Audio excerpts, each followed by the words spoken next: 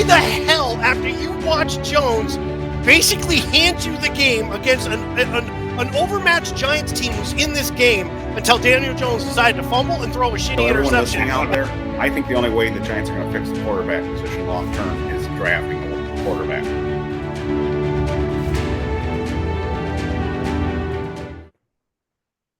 All right, well, welcome back to another edition of Inside BBI with John and Eric. I'm John McDevitt, and with me, as always, senior editor of Big Blue Interactive, Mr. Eric Kennedy. And Eric, we have a guest, one of our favorite guests, one of our listeners, watchers, viewers. No, I keep thinking radio. Jesus, John. Favorite guest, Dave Syvertsen of Ourlads Scouting. Everybody knows him as Cy. So first, let's just welcome Cy to the show. Thanks for coming back, Cy. Guys, my pleasure. I love talking ball with you guys. I love talking Giants football with you guys because I think there's very few, if any, people that know the team and game combined as much as you guys do. So it's a lot of fun. Oh, well, thank you. I did not get paid to say that. So we wanted to. Your time is busy. You have been all over the place. You've got other stuff later tonight, but you've been everywhere. So we wanted to start. First thing is we're really just going to tee this one thing up. It's very specific to the Giants, and then we'll get to the combine. Yeah. So I'm going to pose you the question, and Eric can follow it up after that. Yeah. I'm not going to say what we think. What we want to do is this is just you. If you are the guy making the decisions for the Giants right now in the offseason, what do you do at quarterback, both in free agency and heading to the draft? Not who you think they'll do. What would Cy do? I would pass on a first-round quarterback, most likely. I'll get into that in a little bit later when we get to the prospects, but I'm not really sold on these guys, and I think the draft next year is going to be stronger. I do think the Giants are going to be at the top of the draft again. So that's I would project that I would go into next year's draft trying to find my long-term answer there, which could also mean I would try to trade out of 3 this year if there's an opportunity to pick up a future one. You never know. And I don't know if this is the draft where you're going to see that happen. But if there's quarterbacks available, you never know. So that's my draft approach. I would probably draft a quarterback at some point as early as day 2 and as late as round 5. And let's say, I hate the word to use the term lucky, but hey, the Niners got lucky with Brock Purdy. The Cowboys got lucky with Dak Prescott. The Seahawks got lucky with Russell Wilson. I would try to take a swing from the batter's box in the middle rounds on a quarterback in this class. And then in free agency, I would try to get someone young that, again, maybe you hit the next Sam Darnold, the next Baker Mayfield, the next Geno Smith, where, hey, someone gets a kind of like a second life with this franchise. And there aren't many options out there, but I would at least just for a year 1 guy, put someone under center that can develop Malik Neighbors, a Justin Fields, a Mac Jones, a Jimmy Garoppolo. I know those are not answers that are going to win games this year, but I do think that there's a lot of reason why I would sign a free agent and then draft a mid-round quarterback, but really with the focus of next year's draft in terms of long-term solution. So your home run for the Giants would be some team calling them at 3 and saying, we'll give you a number 1 next year, and acquiring the capital to maneuver next year, given where the Giants probably will have a bad record next year, but if they have to move up even further. So that sounds like that you would do that. Yeah, and there's multiple teams that I do think it's realistic. I do kind of kick back when people say, trade down. Everybody wants to trade down. You have to find someone to dance with. And in this draft, it needs to be someone that sees a quarterback they really like, and it's kind of in your head, you're like, wait, why don't we like him? You know, Cam Ward is a guy that I would still consider at 3 overall. But if someone's going to offer me a future 1, the Jets, the Raiders, the Saints, and more, I would just try to stockpile even more picks. I wouldn't even ask for that much this year. If I can move down to 6, 7, or 9, where those 3 teams are picking, and also pick up next year's 1, maybe even next year's 2, or even a future 1. If you're going down to 9, you could probably get 2 1s for that. Now you have even more ammo to be the aggressor next year if you fall in love with someone. If by some odd chance quarterbacks go 1, 2, do the Giants lose leverage at 3 and you're almost pigeonholed to having to take one of, say, maybe 3 guys, maybe Hunter, maybe Carter, maybe Mason Graham at that point? Are they pigeonholed there, or is the opportunity to move still kind of fresh without the quarterbacks? we saw Houston move up for Will Anderson a couple of years ago in a very aggressive manner, and I do think that's something someone would do for Abdul Carter. I will tell you this, I would have a hard time passing on him. Right. Yeah. I would have a really hard time passing on a premium talent like that at a position that can really change a defense for the long-term future. You could still play with Kayvon Thibodeau and Brian Burns. I'm a believer that you can have three guys on the edge and do Sure. really well. So, that would be a really hard decision. Is, do you take that premier player, or do you think quarterback and say, hey, let's take this load that someone wants to come up and take, which is most likely to be an Abdul Carter type. So I it'd be tough, but I would consider it. I have a tough question for you in a sec, but quick follow up on that. Do you think Carter will be there at 3? It seems like most people think he's going to go 1 or 2 now. Do you? Yeah, all of my mocks right now are probably going to be him going 1 or 2. Right. And So it's, there's a lot of mixed messaging that I'm getting. I don't want to call myself an insider, but you do right. form connections with media and agents. Like, there's been a very split crowd on what Cleveland will do. There's a crowd that says there's no question they're going to take a quarterback. And then there's a crowd that says, that equal credibility in my eyes, that says they're not going to touch it. They're going to wait until they clear some more money out and really maximize the economic value of having a quarterback on a rookie contract. And that's where I think those are the keys to the bus. Tennessee, to me, I'm still not sure what they're going to do. There's only one quarterback, in my opinion, that is really in the running to being a legitimate top 5 pick, and that's Cam Ward. But I have him graded behind the top 4 from last year. Not that that means much, it's just one man's opinion, but it's hard for me to imagine that he would escape so many teams that need a quarterback in the draft. But the biggest shoes to drop, guys, are Matthew Stafford and Sam Darnold. I mean, you could easily see one of those guys go to Tennessee, and now that's off the board. Now one of the quarterbacks will likely be there, and teams can trade up. So I know we want to figure all this out now, but Right. we have to wait a few more weeks to see what happens with these veteran quarterbacks. Now, here's the loaded question that I'm not sure if you're going to be able to answer. So, Okay. you told us what Cy would do. Yeah. Do you have a gut feeling what you think the Giants are going to do? Because there seems to be a lot of speculation in the John and I have talked about this. There's a lot of rumors out there, and now the national media is picking up that they may look to trade for Stafford. I think if I'm reading what your commentary on Twitter and your commentary on the site, I think you're very much against that. I'd like you to comment on that too. Yeah. But do Yeah. you have a feeling of what you think the Giants are going to do? If Matthew Stafford is available and he wants to come to New York, the Giants will get him. That's what I think will happen. These guys want to win games. We don't want to hear this, but they want to win 8 games next year. I know we want more. The Giants fans want more. And if you get Stafford, you're looking for playoffs or bust. You're not looking for a long-term project there. Right. Right. If he is actually available and they can agree on a price, Stafford will be a New York Giant. I don't know if he wants to come here. That's the easy one. The hard one for me is, I don't see Sam Darnold ever coming here, but would Russell Wilson come here if Pittsburgh lets him walk? That's like the more interesting question to me. That's a tougher question to answer. If it comes down to the draft and they still don't have the solution there, they sign a Kirk Cousins for the year or Justin Fields, I still think they're going to go quarterback at 3. I'm probably going to continue. When I do mock drafts, not everyone agrees with this, but it's really, what do I think will happen? Sure.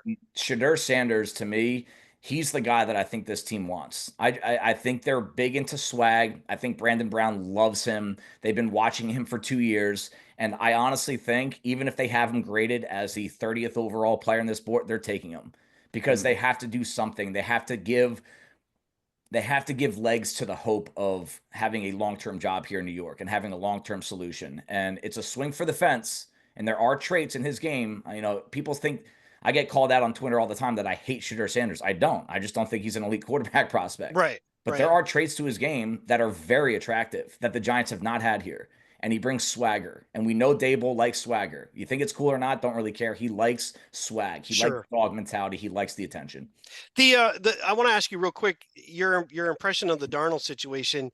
When you say, I can't see him coming here, is that I don't see the Giants' interest or Darnold wanting to be back in the same area that he really struggled and failed in? The latter. Yeah. I think the Giants would scoop him up in a second. If Darnold gave the Giants an indication he wants to come here, I think the Giants would be the biggest players in the market for him. But I don't think Darnold would want to come here. It's New York. New York is different. Yeah. I actually think it's understated now that how different New York still is, because we know media has changed a lot in the past 20 years. We've been around a while, and New York is like the media capital. Things have caught up, digital media. New York is still a different beast, and everybody says it. And I mean, the second he has a bad stretch of football in New York again, it's going to get ugly, and I think he knows that. And there's going to be a lot of suitors for him. Interesting. So just to follow up, close the loop on the Stafford thing, because that's the everyone's talking about it Yeah. right now. Even Albert Breer was just talking about it again. Giants and possibly Stafford. Again, tell me if I'm wrong, but you wouldn't do that, or would you do that? Because it sounds like reading what you've written in the past recently, you personally would not make that move. And if I'm wrong, let me know. And if I'm right, why? Is it because of the age? The age, I am concerned by the medical history and the price tag. I mean, the price tag that has been asked and thrown in front of me was 2 second-round picks. And I know people don't think those picks are not that valuable because they don't have a one next to them. But the reason why the Giants are in the dumpster is because they keep on missing in round 2 and round 3. They traded a 3 for Dan Waller, got absolutely nothing for it. They traded 2 for Brian Burns and had to pay him a huge contract. It's not just giving up draft picks for Stafford. It's paying an enormous amount of money for a 37-year-old Right. quarterback that no longer has Sean McVay. I've said this on your podcast. I said it on a lot of podcasts. I think coaching means everything in the NFL. I really believe that. And we don't know what Stafford is without Sean McVay. I think he's an elite talent. He's got some of the best arm talent, maybe the best pure arm talent in the NFL. He's a proven winner. But he's 37. He's got back issues and hip issues and elbow issues. And I just feel like I've seen this song and dance before, and I really do think this is Aaron Rodgers to the Jets reincarnated. It truly is. That's how I see this going down. So to answer your question, Eric, would I do it? The answer is yes, but no, for no more value than a third-round pick, and that's it. No multiple picks, no conditional picks in 2026. A third-round pick is the only thing I would give up for him, and I think that's where the Giants, they don't have a lot of leverage. I think the price is going to be dictated to them, both in the contract realm and what the draft pick package will have to be. But if I'm them and I'm thinking long term, I'm looking at why the Giants are bad, and it's because we don't do a good job with those first 3 picks in the draft. And if you give up multiple picks, you have no shot at rebuilding that part of your process. So that's my conclusion on it. I would give a third-round pick, and you would have to pay him. I know a big contract, but you do have to have an answer. I think good leaders in this industry, they have their conviction of what their price is. They shut the door or open the door. That's it. Yeah, and I think that a couple things on that is I think they've tipped their hand quite a bit here. I mean, right from the get-go when the season ended, the word trade was thrown out there, and they never say stuff like that as the season ended. That kind of said they're already looking. They're already thinking about who are we going to get. The other piece of that is the money part. I'm not overly concerned about the money if you can backload a lot of it, but if you go this route, and I fully admit I'm 100% on board with doing this because you got to change the trajectory of this team. Yeah. You're also going all in, though. I'm bringing in some other things. You got to take that moment. You got to bring it. I'd be a little worried about bringing a cup in, but it's almost like a Rodgers Adams situation. The two seem to like they're going to probably go with each other. But you do have neighbors. You do have Wandell, who's about to get a big contract. So I see where you're at, but I also agree with what you're saying too. Is the one thing that everybody forgets when they say all this stuff. Daboll and Shane are doing everything possible to keep their jobs. They don't care about what the average fan thinks. I'm trying to stay and show that I can stay here. And if I can win 9 games, 10 games, people may say, well, that's just stupid. No, it's not stupid. The Giants haven't won those kind of games. One time in 22, that was a mirage. One time in 2016, that was a mirage. So if you're going to turn this thing around, something has to really change this so that we don't go out in the first game of the season like we did last year and Daniel Jones gets booed on the 3rd play of the first series. I agree. And I completely see that side of it and understand it. But let me ask you this. Does it bother you that the Rams would want to give up on him? Yeah. Does that, like, this is a win now team. And what they don't have a backup quarterback in plan. I do see a world where they're just looking at age, like what Belichick used to do with the Patriots. Hey, We just think you're at the climax. You're only going to go down from here. We want to sell high and go sign Sam Darnold, who just thrived under the O'Connell offense, which is a branch of the McVay offense. And Right. we think we can get Matthew Stafford caliber play out of him, but he's 27 years old. That if that's the plan, then I wouldn't feel as bad about taking the leftovers of the Rams offense. But to me, to watch them give up on a quarterback after he just played well, he played really well last year. It would cause some alarm. And I know there's a financial disagreement there. Matthew Stafford's looking out for Matthew Stafford. The Rams are looking out for the Rams. But it just reeks like the Packers just saying goodbye, Aaron Rodgers. We know you're done. Not everyone else knows yet. But they had Jordan Love. This Yeah. does reek of what happened last year in the offseason, which is Yeah. why the Rams made a point that we want to know from Stafford much sooner than last year. I think they're annoyed. Everything that I've heard is that McVay and Stafford are totally fine. It's Snead and the organization. They're not happy and they don't want to be held hostage. But one name that you mentioned possibly for the Giants that has been mentioned possibly to stay with the Rams is Jimmy Garoppolo. Yeah. And that they feel comfortable maybe staying there and looking to 26 like everybody else for a possible quarterback. I'm not a huge Jimmy G guy, but there are a lot of coaches in the NFL that like him. Like they don't feel insecure with Jimmy G under center. And Jimmy G has experience with Dayball. So it's like I do think that Right. there's something there. If he were the one to shake free, the bottom doesn't fall out with him under center. In my opinion, it's not going to end up being a Daniel Jones, Drew Lock type situation. But no, it's not a long-term solution. And yes, so from the Rams' perspective, yeah, not a bad call. And maybe they have their eyes on someone in the draft this year that they think they can get. To lock that completely up, one real quick question. Do you have any feeling on Stetson Bennett, who's still on their team? He was out for alcohol rehab, I believe, and came back last year. Any thoughts that he could be a guy that could develop at least to be a backup? Maybe. I mean, I will say this, when I get asked questions like that, I'm not sure which way to go. I just say I'm not making any decisions on him. Gotcha. That's my answer. Like I'm Sure. not going to not draft someone because of him. I'm not going to draft someone because he's our option. He's kind of just, we call that Jag, right? Just another guy. That's who he is to me. So let's turn the gears to the combine because I want to keep your time really tight. I know you got a lot of stuff going on. So first thing is I'll ask you this question, and I think I've already seen you on X out there making the statement on this. Does it bother you that some of these quarterbacks are not going to throw? Selfishly, yes, but I get it. My thing that I come back to, you have nothing to lose unless you're trying to hide something.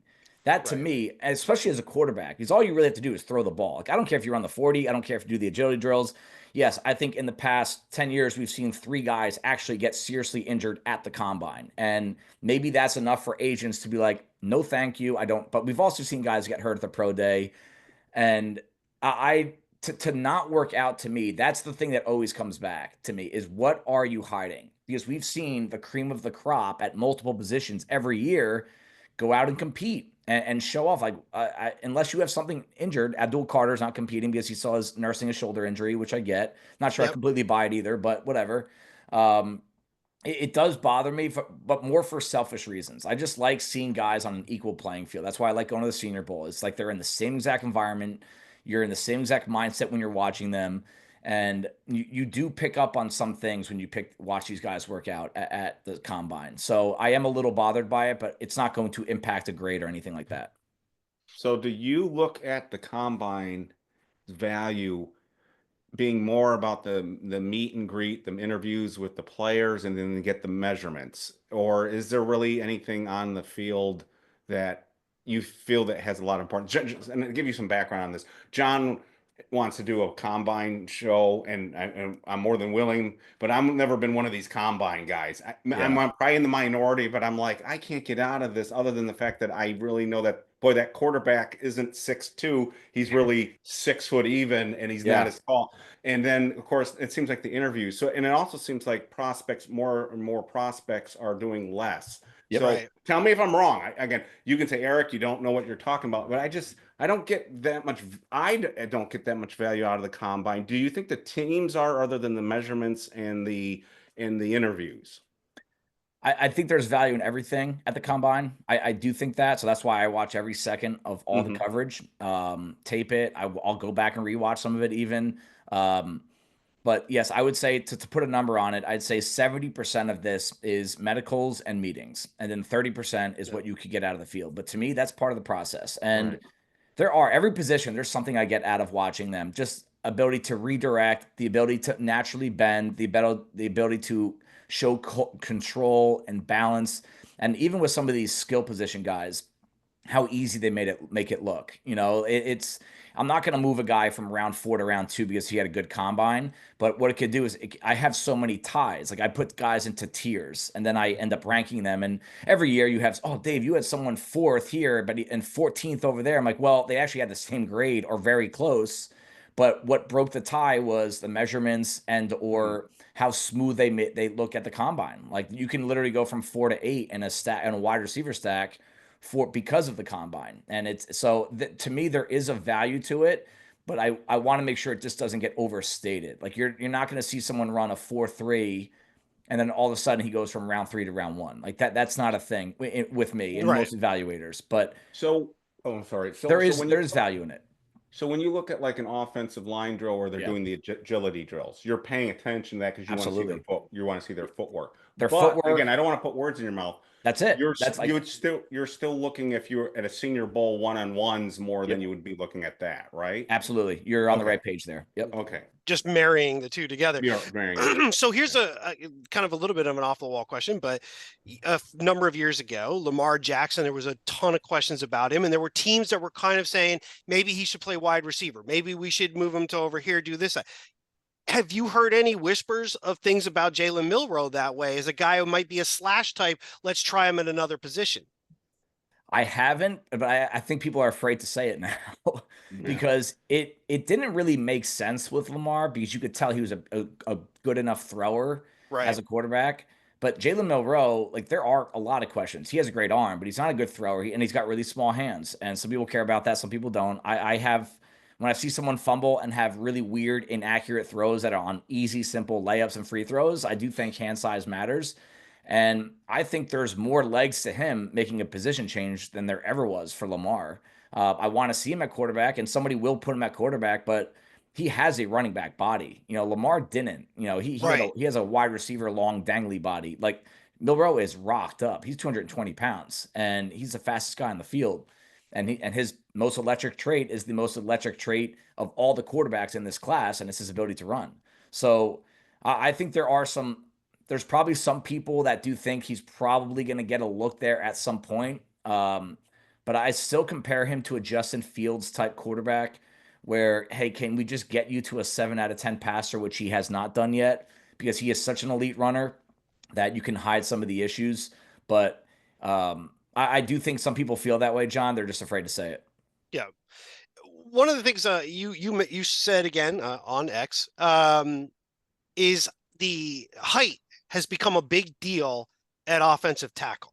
And you said, why is it such a big deal? Is it really anymore? So is there a bias if an offensive tackle who might be quality is 6'3" versus an offensive tackle 6'5"? Is there a natural bias against that? And is that height thing being overvalued?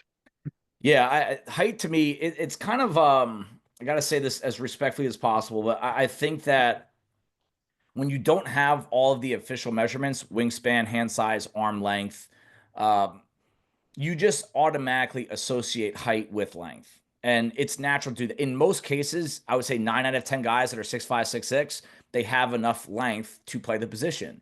Every now and then you run into a Wyatt Millum from West Virginia. He measured in at 6'6", but his arms are 32 and a half. That's a really rare body type. We might see something with Will Campbell, who is the top tackle for most, not all, in this draft, where he's tall enough, but the question on him is, does he have enough reach? Can he play the hand game? Can he lock guys out in pass protection?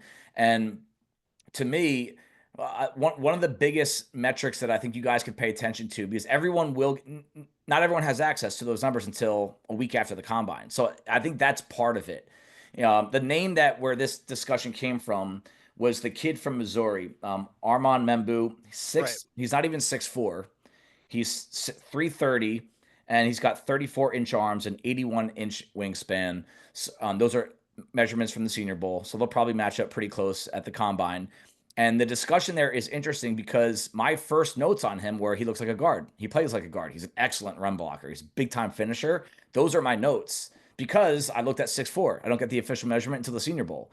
And then you see him, he's got some of the best tape of all these tackles. He had probably the toughest schedule of pass rushers as an individual this year, and he excelled. He had like a 1.5% pressure rate all year against some of the top names. And so the guy's going to get a look at tackle. But he's 6'3", and to me, like, why is it important? You know, the number that has actually become a bigger factor in NFL front offices is wingspan differential, and it's basically your wingspan minus your height. And if you're in like the 6, 7, 8 inches range, like that's like a nice thing because it means that you could probably easily play lower pad level because you're not as tall, but you have the prerequisite length that is required to keep guys away from getting into your numbers. So those are numbers that to me, now that we all get access to arm length and wingspan, height to me, it just doesn't matter. The only thing someone could use is that if these guys have longer legs, they get a little bit more range on their kick slide on post snap and pass protection. It's a little easier for them to get back to the edge, but that's the only thing. And I can't imagine that really weighing that much. Just watch the tape. One of the things that I've noticed over the years with fans is they'll get locked on. So say you need a quarterback, and they'll get locked on a quarterback until they start seeing negative information on that guy and they want to move on to somebody else. Yeah. Shedeur Sanders has been tied with the Giants, but there's this question about his arm strength. So you're seeing more and more Giants fans saying no Shedeur Sanders, but we've got to find the next shiny thing to look at. And the next shiny thing seems to be Jackson Dart. And I'm not trying to put him down, but everyone seems to be focused on Jackson Dart.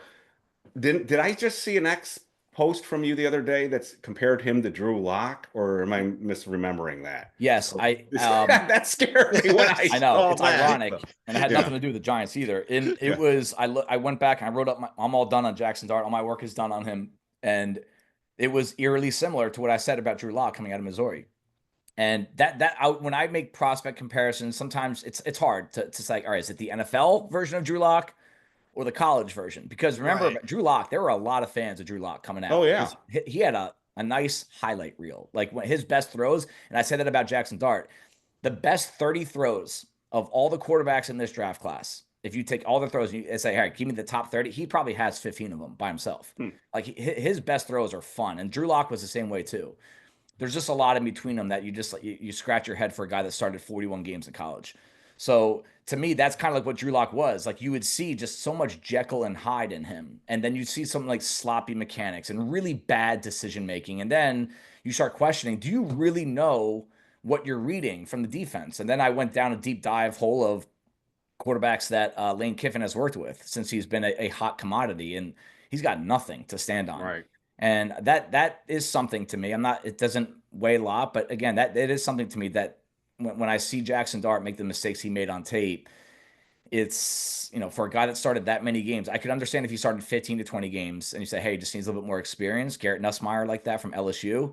But not a guy that started that many games in college with a very simple offense, by the way. That was a very easy offense to play quarterback in. And you're not the only one who's been bringing that up. I've seen multiple people now bring up the fact that Kiffin's quarterbacks haven't really done anything. So, again, I'm not saying that, like you, I'm not saying that automatically disqualifies him. No, but it's obviously got to be something in the back of your mind, too. Yep. Some quarterbacks can supersede system, meaning their talent is so good. This draft seems to be full of guys that might not be the kind that can supersede a system, but may succeed in specific systems. A la Brock Purdy worked out well with the 49ers. Or is there any guy after the first couple that you're like, you know what, if he gets in the right system, he could be really good? And I'll ask the question for your opinion, but I'm going to throw one guy in that I want your opinion afterwards. And I'm thinking Will Howard is part of that group. So I'm curious if there's one to you, right system, this guy might really develop. Yeah, so I just got done with Will Howard too, and how he ended the year, I thought I would have a little bit of a higher grade on him, but I try not to let that impact the bias a little bit. If you had asked me this a month ago, I probably would have said him. but there is enough on his tape that makes me really hesitant to say that I can't even look at him before round 4. Okay. He's another guy. You would think a 6'5", 245 pounder that is a good athlete has a really strong arm, and he doesn't. I mean, he really babies the ball a lot, and I don't know if it's a confidence thing or if he simply just does not have the arm. I mean, his arm is less talented to me than Shoutout Sanders. And Shoutout Sanders, one of his questions is, does he have the true arm power to play in the Northeast? That's a question with the AFC North. I've been on with guys in Cleveland, and there's a question in the AFC North. Like, you got to have a good arm to play a high level quarterback in that, or be an elite athlete, and you need to be a big boy. Like, it's a physical division, and I view the NFC East as that as well, and that's where I can lean towards Will Howard in that direction. But if I want to combine the two, and this is a name that's been picking up steam probably too much, and this is the new shiny toy, Eric. And I have a 3rd or 4th round grade on him. It's Tyler Shuck from Louisville, the guy that spent 7 years in college and had 1 good year of production, which was this past year. He was Justin Herbert's backup. That's how long ago he started playing. Wow. Oh, jeez. Yeah. Oh my God. He started some games back then when Herbert went down. That's how long he's been. And he's got God. 1 out of 7 years. Greg Cosell loves him, and I love Greg Cosell's opinion. I value it a lot. But again, I'm not someone that's going to be pulled in by someone's opinion just because they said it. I do acknowledge it. But Tyler Shuck is a guy that has size, and he's got great arm talent. But I did a deep dive on him to confirm I felt the way I felt, and the grade did not change.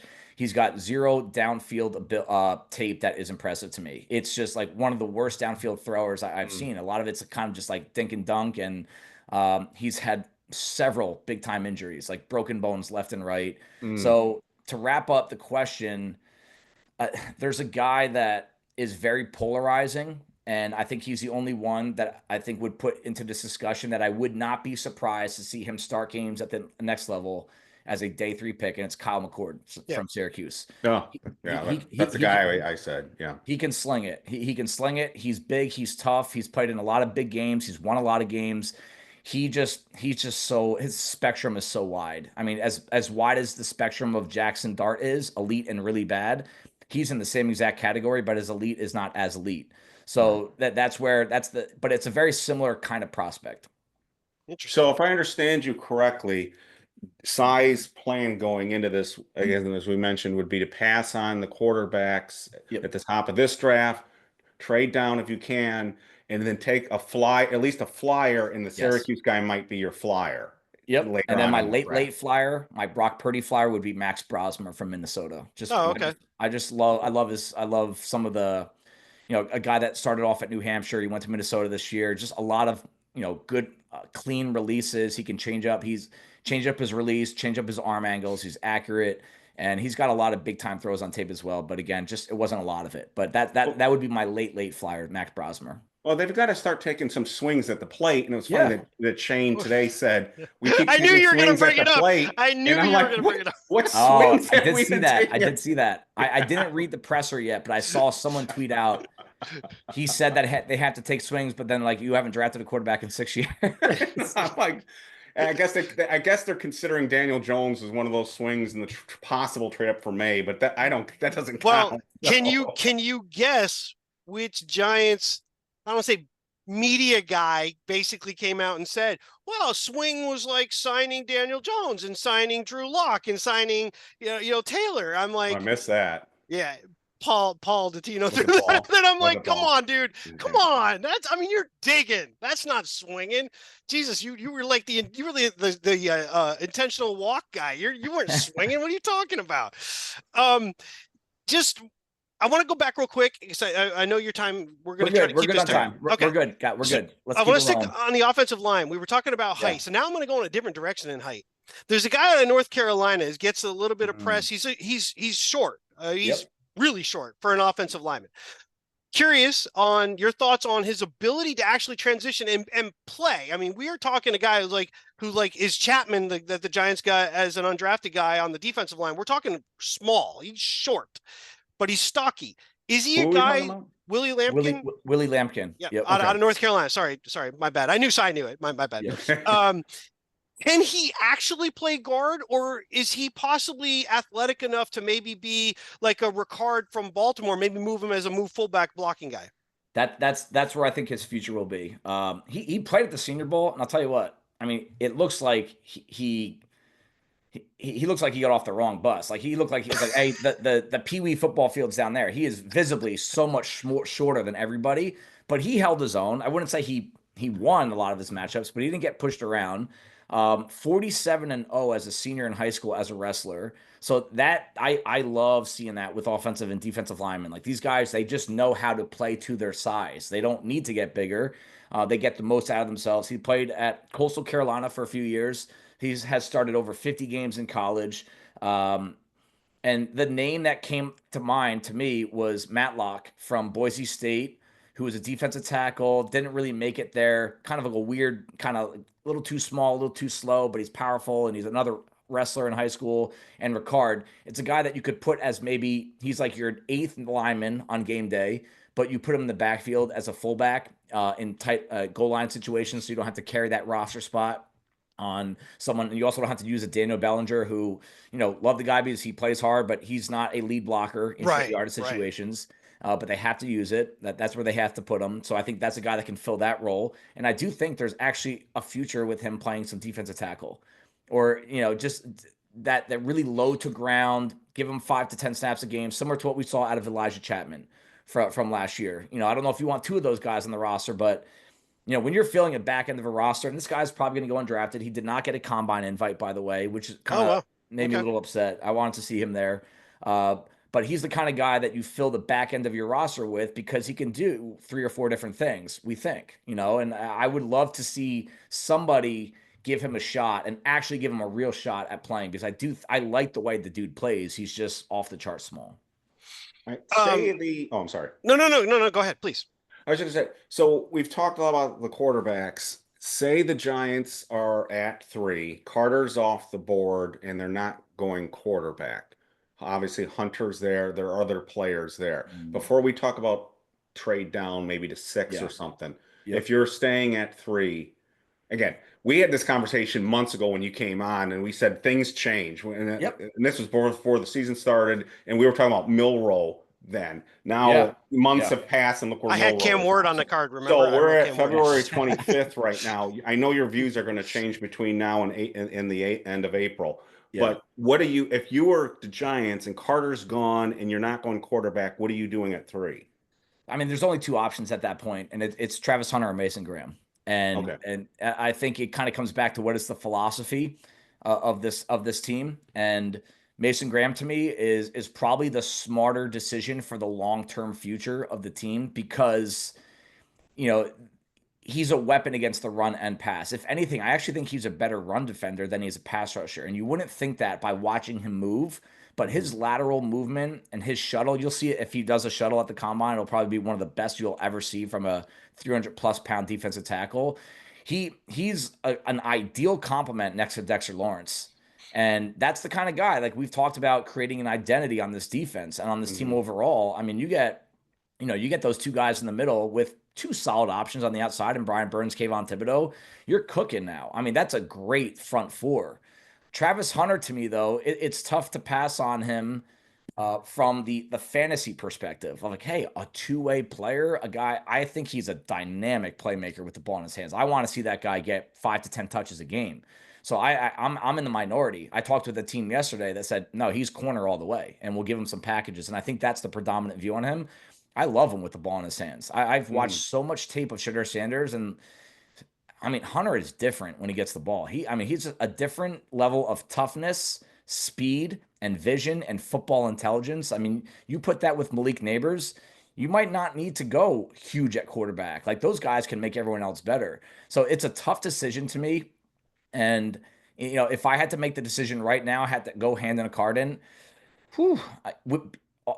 I'll say this, because of this draft class, the amount of defensive line talent in it, I probably would go Travis Hunter. And then you just nailed my follow-up question, because I was going to say, isn't the top of the second round pick at the top of the second round prime real estate to get another defensive tackle too? Yeah, D tackle or D end. And honestly, I think that's where you find really good starting offensive linemen too.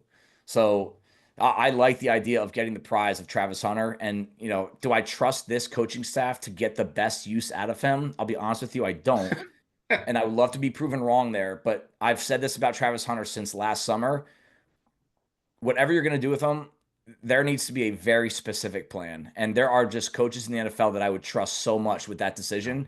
And the Giants have not proven to be able to be good decision makers in complex situations like this. And that's where I'd get a little worried about it. But I would probably have to take that swing for the fence and know that at the top of the second round, if you still want defensive line talent, there are going to be multiple options inside and outside at that spot. Is Guaranteed. there a position grouping right now that you think is not being talked about as much as it probably should? Like, it is deep. You're going to find guys even later. They might be specialty. They might be run, defense, might be run stoppers, might be just pass rushers, but it's deeper than some people think, whether it's offensive line, defensive line, linebacker, whatever it might be.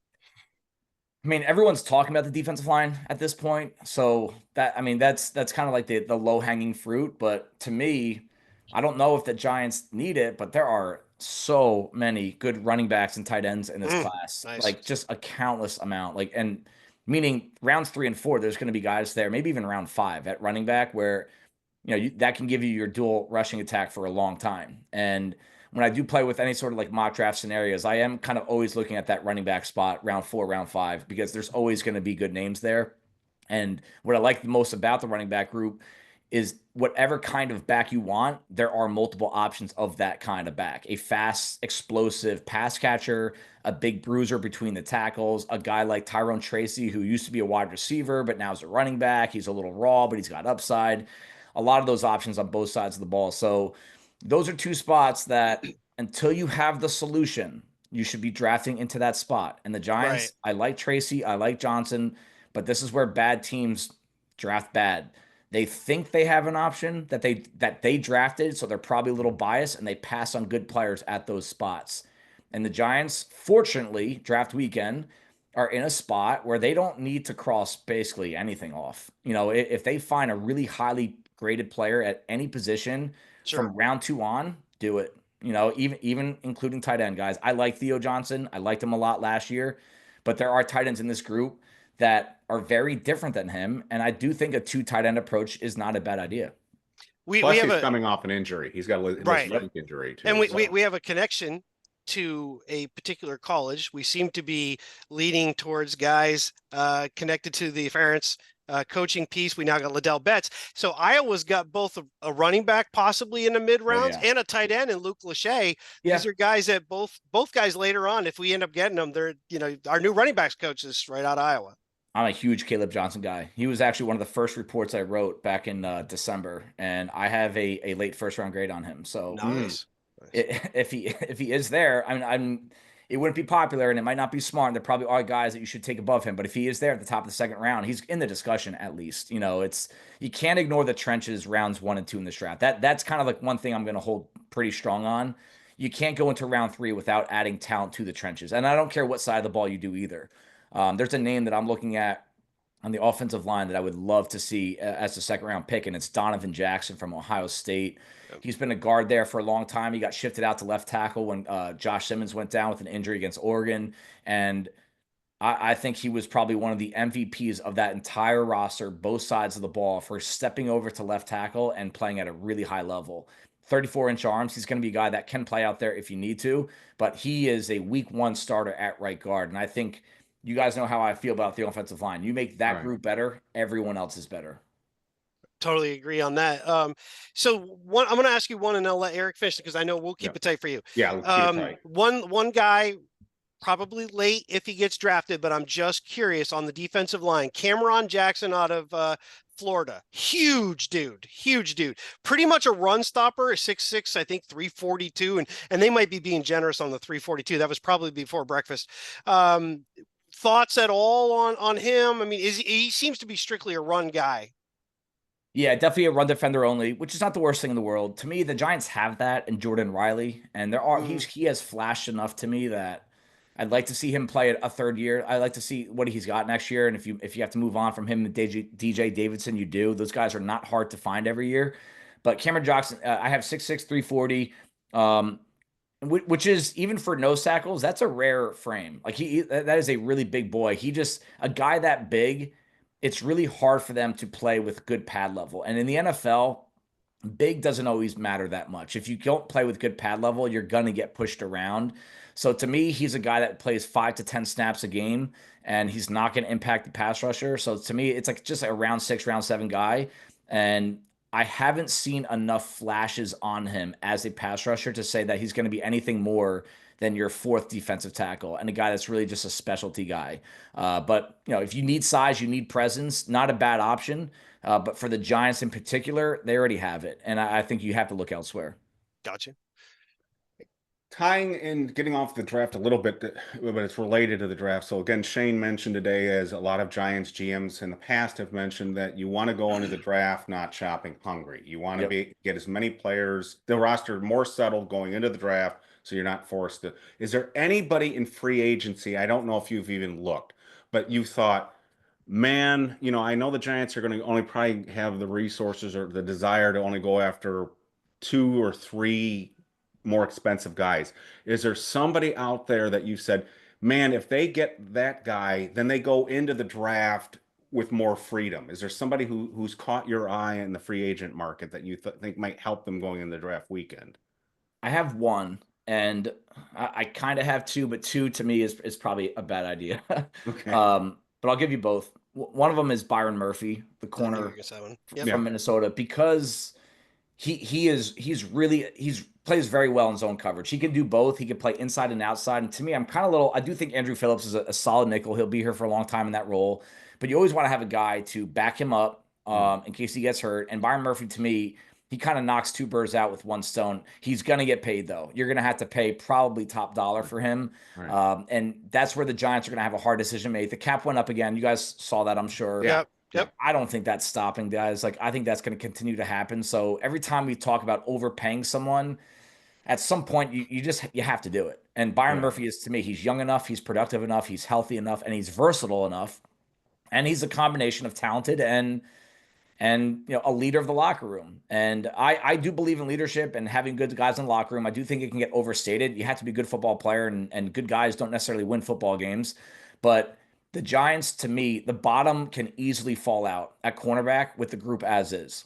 Meaning if Deontay Banks goes backwards or does not progress, and Andrew Phillips is just that nickel who's solid, but he can't do anything on the outside, what are you doing out there? Right. To me, I would like to stabilize that part of the defense to have at least one corner. And if Deontay Banks does ascend, if Cordell Flott can settle in, if Andrew Phillips is a better than average nickel, now you have something to work with. But I still think you need that rock solid component at outside corner that could play well in zone coverage, which we know Bowen likes to do. And I think that Murphy is the guy. But if you ever have to fire him next year, he's scheme versatile. He can play man coverage. He's not just a zone 2 type guy. He's a very versatile corner. I think that's important. The other one, my swing for the fence would be more if they made an aggressive move at quarterback. And whether it be in the draft at 3 or with a Matthew Stafford, it would be T. Higgins. I have liked T. Higgins. Yes. I've been on T. Higgins since his freshman year at Clemson. Watching him catch the ball, I can remember where I was sitting. I'm just like, that looks different. And I think he is the ideal complement to what Malik Neighbors is in this kind of offense with a good quarterback. And if you are going to go the rookie route, it's kind of what the Giants did with Plaxico Burress when Eli Manning got the job. It's like, hey, we're going to provide a lot of options for you. Hopefully we get a little lucky at the offensive line. And yes, T. Higgins might not love going from Joe Burrow to Cam Ward, but the fails at quarterback across the league, to me, they did a bad job building the support system. So you give a quarterback Malik Neighbors, Wan'Dale Robinson, and T. Higgins to work with an offensive line that has an all-pro caliber left tackle, a solid right tackle, and maybe you draft someone in round 2. You're cooked. That's support. Now it comes down to, can you develop it? It might be an easier sell if you already have Matthew Stafford as your quarterback, and then you bring in, because I have a feeling if you're going to do that, you got to make another splash. Yeah, because you're going all in. You're going all in to win. You're trying to turn it. It would be fun to see, and I really do like T. Higgins skill set, but also personality and as a competitor. I really have liked watching him play football. Injuries are a little bit of an issue with him. I like to, I know you have something, Eric. I like to the fact that he's different. He's different than your other receiver, because you're talking a guy, what, 6'4", 6'5", versus all our other receivers are fairly similar. And then you got little Wandell. So, and he's about to get paid. It looks like the Giants are looks like they're going to give him a new contract. So you get a difference maker with a guy with some size. With a quarterback, things change quickly. Absolutely.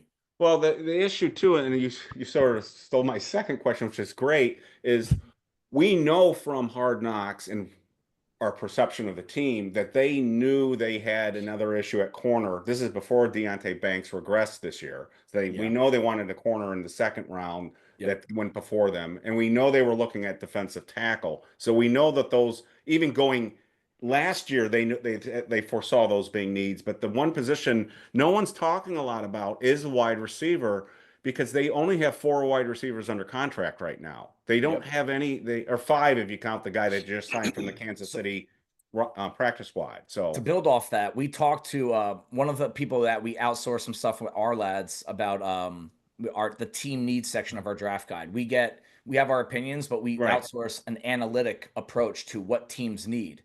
And the number one need on the Giants roster after quarterback is wide receiver. Wow. The numbers, just out of numbers. And it's based on free agency. Like if Darius Slayton signs, they bump it down naturally. But you go look at the Ourlads depth charts of the Giants, there's nothing there. And Wandale, I'm not sold on him yet as being, I like him. I like the personality. I like the idea of him.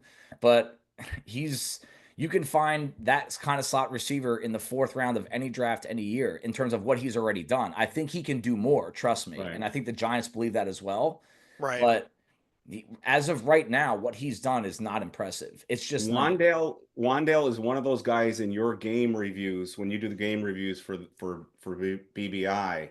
BigBlueInteractive.com. Big Blue Interactive. Plug.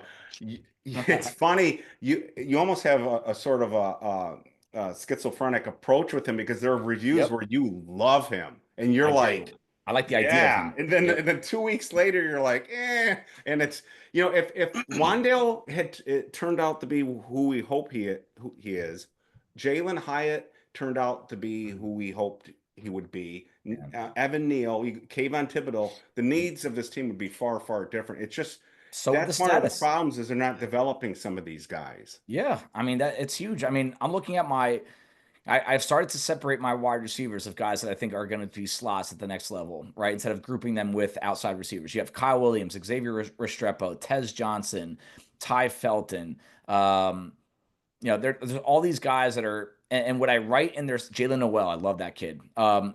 All these guys, I say almost the same thing in them. I have a hard time getting more creative than just repeating myself.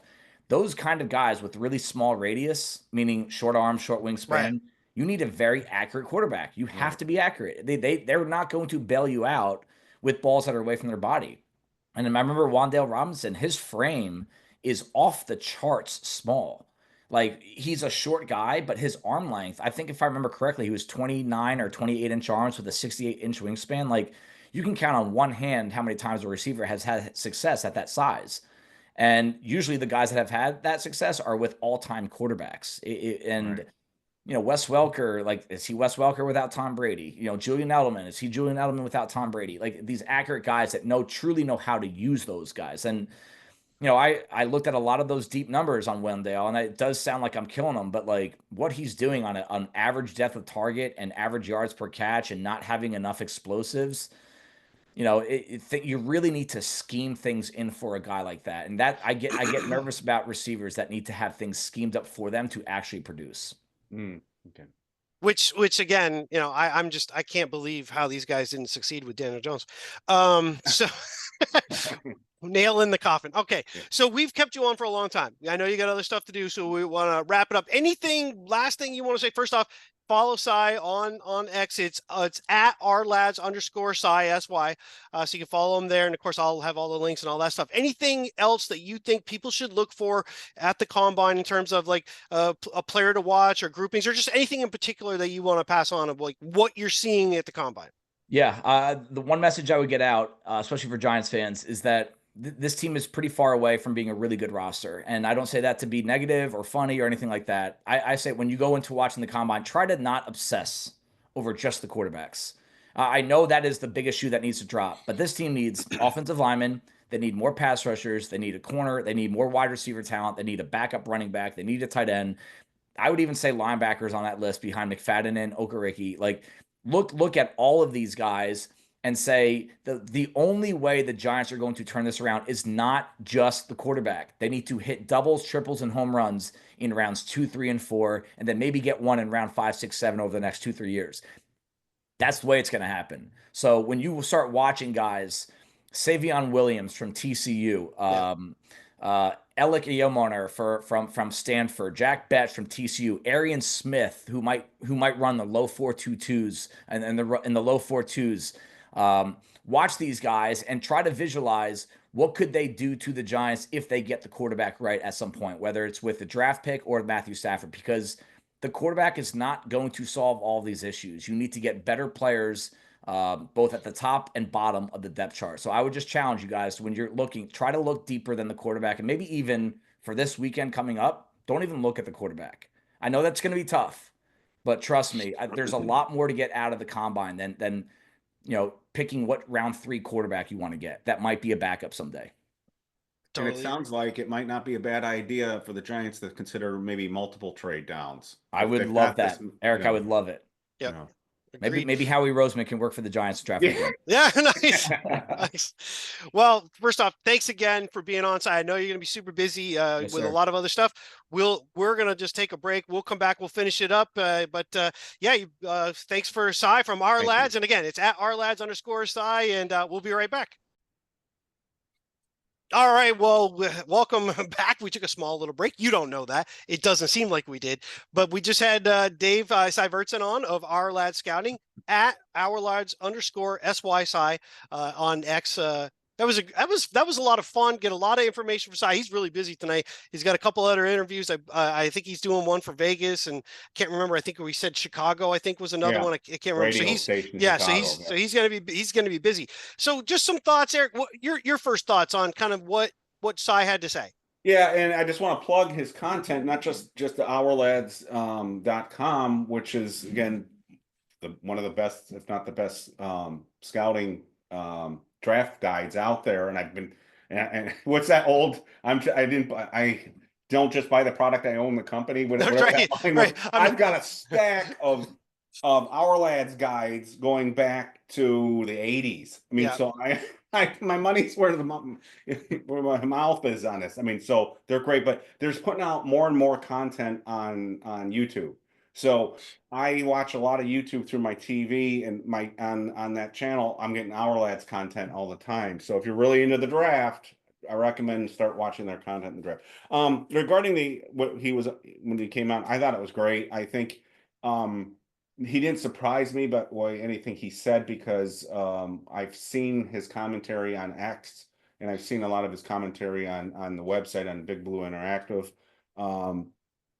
The only thing that I wonder about, I think his strategy makes complete sense, is, and again, reiterate, in the perfect world, what he would do is not draft the quarterback this year, trade back, and get the capital to maneuver in next year's draft to get the guy that he thinks is going to be much better than in this draft. And he would get a veteran free agent that's cheaper in this draft. It sounds like if he could get Stafford for 3, he would do it. But barring that, wasn't the first quarterback he mentioned? I'm trying to remember. Was it Justin Fields? Yeah, Justin Fields. Justin Fields. So my only real world concern with that, if I'm Joe Shane and Brian Daboll, and again, I know this isn't, I'm thinking they're in survival mode. They're trying to save their careers here. I'm not advocating for this, but I'm telling you where they may be coming from. Do they want to put their fate in the hands of Justin Fields? Because the schedule next year is brutal, and if Justin Fields doesn't have a big turnaround, Daboll's not surviving. So my only issue with his strategy, which is very smart, is can the Giants afford to do it? Can Brian Daboll afford to do that strategy? That's where I'm coming from. So Mara might even have to intervene at some point to prevent the Giants from doing something stupid here that might hurt their team long term. But that's the only thing that I like his strategy. I just don't know if they can implement it. The one thing that you, and I don't want him, so I'll state that right up front. You're talking about Fields. Justin. I don't want Fields. But the one thing I'll say about that, if you truly believe, or let me be more clear, if the Giants, Dayball, Shane, if they truly believe what held them back in 23 and 24 was just a quarterback who just did not do what they thought he was going to be able to do, then you almost could see where Fields comes in and they kind of roadmap what they did in 22. They do a lot of misdirection because Fields is a bit more athletic than Jones is. He does bring a different, you do a lot of misdirection. You do a lot of quarterback runs. You do a lot of very controlled throws. We don't challenge you deep. The problem is that really takes the ability of a Malik Neighbors and limits him to be more of an intermediary guy and a guy who's going to take a lot of shots when he catches the ball, because Fields just isn't a deep passer. Very much, he's less of a deep passer than Jones was. So that's a problem, but he does open up maybe a roadmap if that's what you do. I don't want them to do that, but I could see that might grasp onto that. And some people disagree with me on this, if the Giants had fired Dable, it's easier for them to pass on the quarterback. I don't know if they can pass on the quarterback this year because of Dable's situation. So that's my concern. So again, do they look at short term? Are they so desperate they're going to do something they normally wouldn't or shouldn't do? We'll have to see. My gut still tells me they're not going to go that route. My gut tells me they're going to try to get a Stafford. They're going to try to get a veteran in here, Cousins, a Carr, something like that. His comment about Darnold surprised me a little bit. That he thought the Giants would be all in on Darnold. God, I think you think the same way I do on this, which doesn't mean anything, but to me, Darnold's such a risk because in order to get him, you have to give him a huge contract because his value, I mean, it's a supply demand issue given his age and what he just did. And I know he finished the year poorly, but to me, that's Daniel Jones all over again. And you get locked into him and he bombs, then you're stuck with him with a new coaching staff that's going to be stuck with him. So it's even worse with Darnold because he struggled at the end of the year, right? So it was almost flashbacks to his previous stops. He struggled at the end of the year. That all that good kind of wore away at the end of the year. And then you would be not only bringing him, on board with a big contract after finishing kind of poorly, but you're bringing him back to the stadium that he struggled in mightily with the other team. So you just said what I was going to say. It's not just the same area; it's the same stadium. Yeah, it's everything. Don't tell me that doesn't make a difference. It does make a difference. It's the same. It's like going back to the scene of a crime. He's always have PTSD. It's going to be like, oh my God, I remember this place. And I remember how bad the fans are here. So right. I don't like that. It would be like if you sold your home, moved away, and then you were moving back somewhere and you moved back into the home you had before that you didn't really like then. And it had all the same problems. And all the same feelings and all the same, I don't like that at all. So, yeah, I don't. And Cy wasn't calling for that. I'm just saying, I don't think that's going to happen because I don't think Darnold wants to. And he didn't think Darnold would want to come here either. Yeah. But overall, I liked what Cy had to say. I like the idea of trading down and accumulating picks. I think he's higher. I think he's changed his tune on Mason Graham. I think when we had him on in the beginning of the year, he really liked Mason Graham, but I didn't think he was talking about him being a possibility that high for the Giants. So maybe I'm misremembering that. No, you're right. I think just because, at the time let's be honest, Mason Graham is a very good player. He's not spectacular on the pass rush, and he's not just so dominant on the run defense. He's very good overall at both. And in a draft, I mean, he's head and shoulders probably above the other defensive tackles in this draft. But the guy that played with him on the defensive line, and Kenneth Grant, I happen to like. If we drop down further, he brings a bit more really big physical size. He's a 330-pound guy. He's probably not going to bring the pass rush that Graham could. But in our defense, I still don't really like our defense because we're not playing We're talking Right. like the defensive line is a 4-man line, but it's not really a 4-man line. Burns is not a defensive end where he's really an outside linebacker.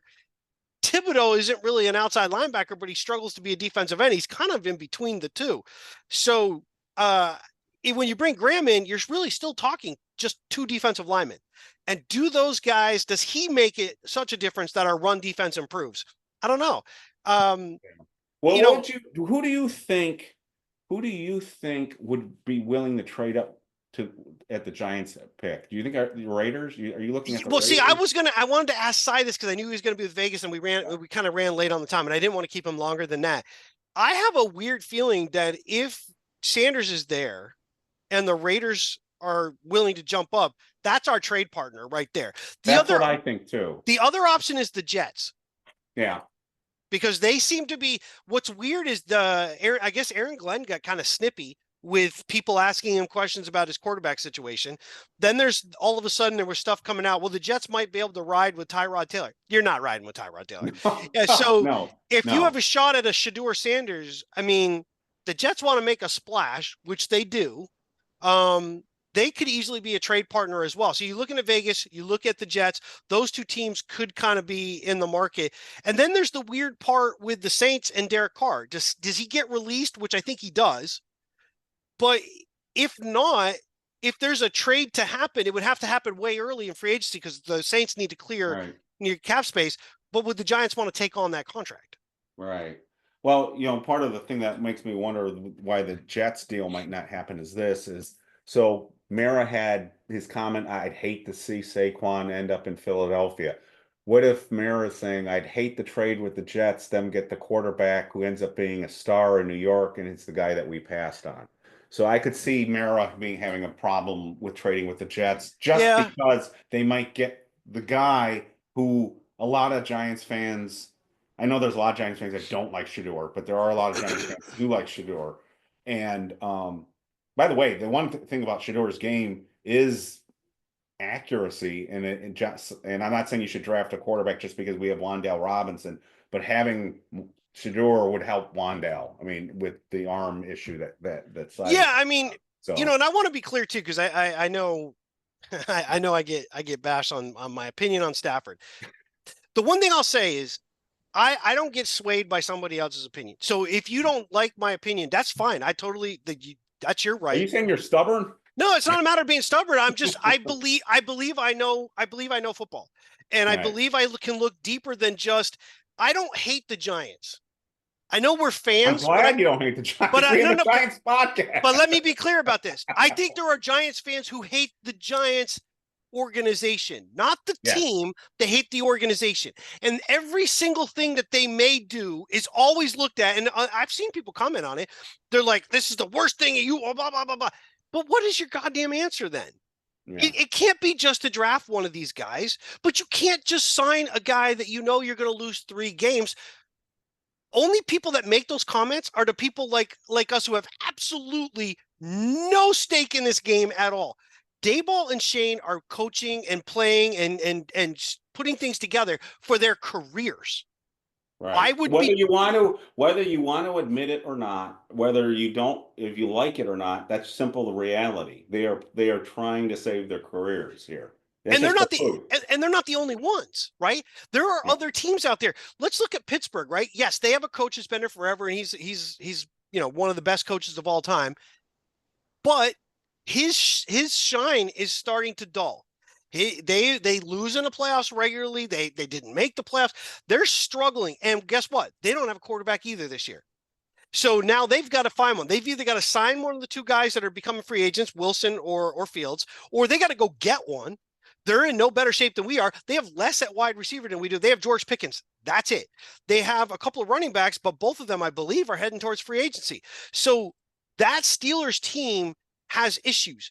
There's a coach that's coaching for his career. Cleveland's coach is coaching for his career. Things are really going downhill. There are so many teams, we could name them all off, that are going to be coaching for their career. And by the way, Dallas is in this boat. They may have just hired a guy. It's a business. It's a business for them too. It's their careers. So you just can't be mad at them for going this route.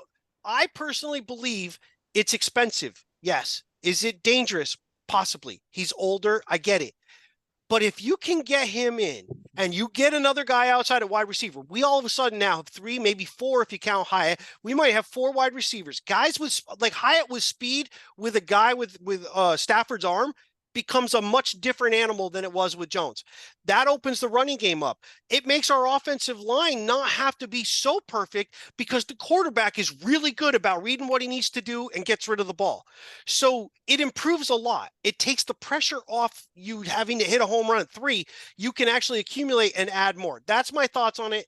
You can disagree. I get it. Well, I think you make a persuasive argument, but the counter argument is, and again, I'm Sure. going to put this out there just because this is the way I think. I think, pros and cons.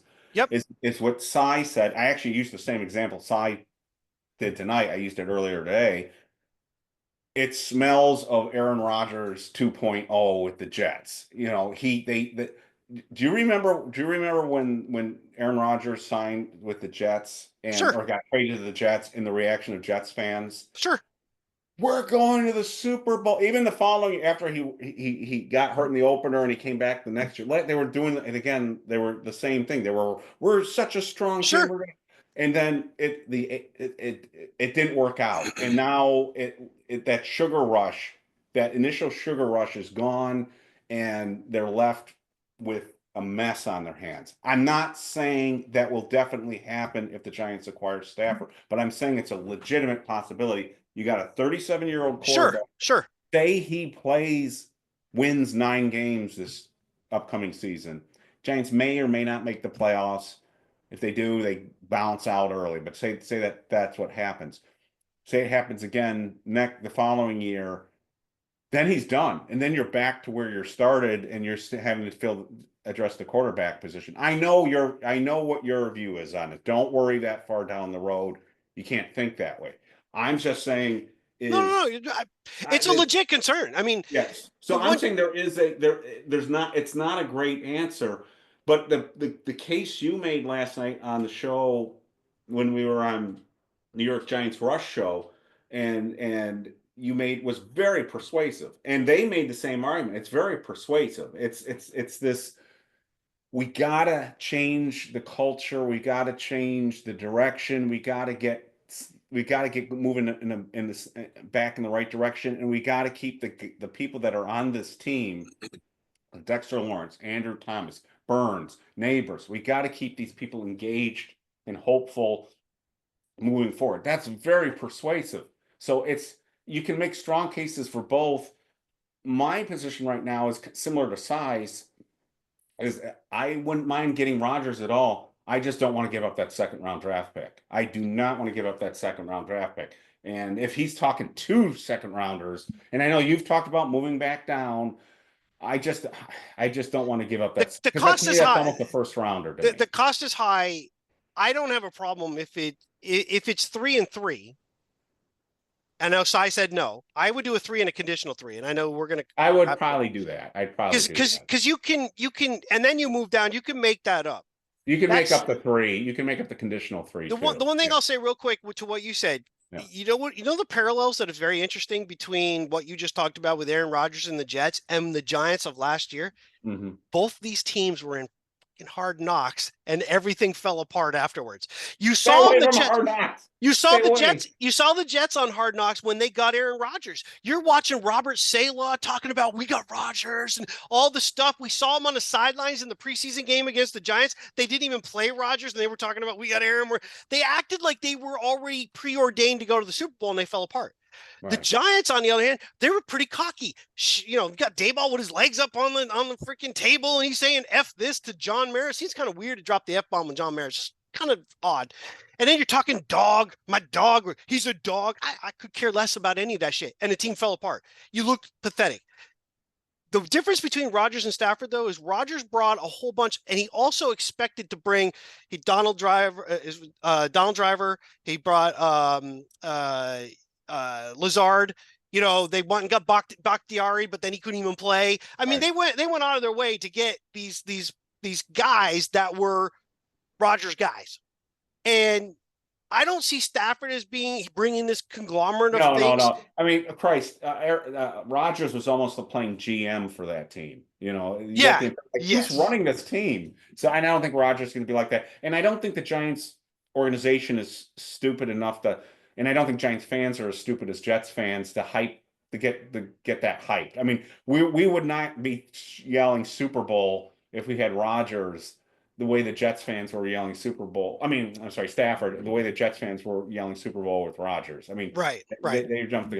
I want to finish my Yep. Because you got to get going. one Yep. thing that I think the most important thing I got out of the interview with Cy, I got a lot out of it, but he believes that the interest in Shedeur Sanders is legit. I thought that was very interesting. So I don't know. But he also mentioned something. too that Brandon Brown is Yeah. the guy that is, which I thought that was kind of odd that's the guy who's really focused on. But we did see him out at Colorado a couple of times. And if he's right about that, which is a big if, I know there are a lot of Giants fans out there who think Brandon Brown is really, really good, and they wish he should be the GM. If you don't like Shedeur, then Brandon Brown might have just taken a hit there. That might be your guy. Yeah. And again, I'm not. I know you're not high on Shedeur. I still think he's now kind of being underrated by people. I think again, Sure. I don't think he's worth a top. This is what I said last night. I don't know quarterbacks. Nobody knows quarterbacks. The NFL can't pick quarterbacks. Right. There's a lot. You got to take a swing at some point. You can't just say it's. Again, I'm gonna reference Go Terps again here. Oh, you got to take a chance at some point, because not taking a chance, you end up with more of the same, and we don't have anybody right now. So we have nothing. They're going to have to take a chance. They're going to have to take it. And if it's Daniel Jones again, you cut him after 2 years, not 6, and then you just try again. Yeah, and just so we're clear, Joe Shane, taking a swing actually means in free agency or the draft. It's not just because you said you took a swing, and it's not pretending in your mind. Yeah, it's like we signed Daniel Jones. That's not taking a swing. Tried to. That's not taking a swing. That was like an intentional runner. That's like a guy going into a bar and saying, "Well, I almost hit on the girl, so it counts." Right, exactly. It's like, yeah, exactly. In my mind, I flirted with her. Yeah, I'm like, that's what my kids telling me. When I asked them if they did some of the chores, they're like, "Yeah, I was going to." Going to is not actually having done. That's fine. Just take your swings. So with that, you got to go. We got stuff. We're going to do this. Yeah. We will let people know if what we got going on. I don't know if we'll do another one this week or not, but we will. Next week we'll start doing it, and then coming in within 2 weeks. Yes. We're going to be live. As soon as tampering begins. I want again a big shout out to New York Giants Rush for having us on last night. That was a lot of fun. Really appreciated. So check out their show as well, and I'll link it in the description. But please like, subscribe, all that good stuff. We're 830 subscribers. We're closing in on 1,000, and we'll catch you again real soon.